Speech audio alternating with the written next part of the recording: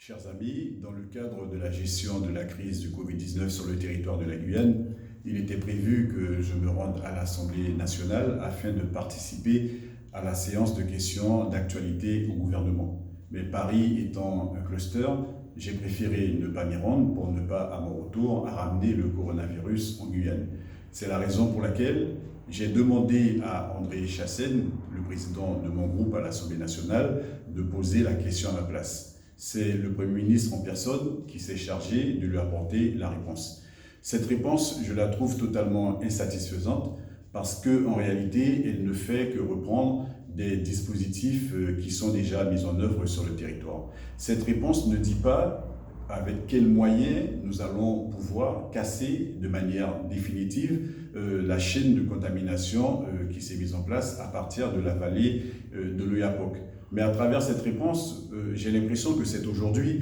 que le gouvernement découvre que la Guyane vit une situation extrêmement complexe qui ne pouvait pas être réglée par les méthodes standards émises depuis Paris, ainsi que je l'avais dit dans mon premier courrier au préfet daté du 1er février 2020.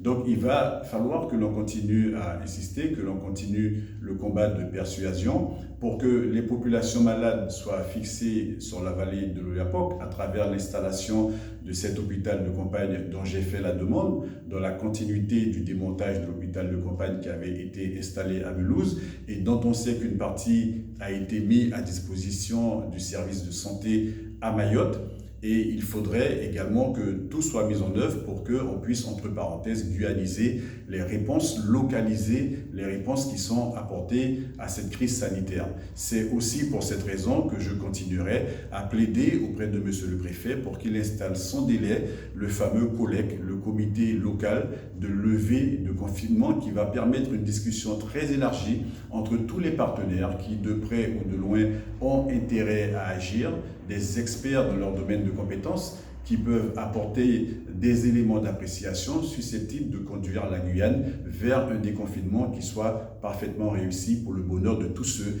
qui vivent sur notre territoire. En attendant, je vous dis à très bientôt. Au revoir.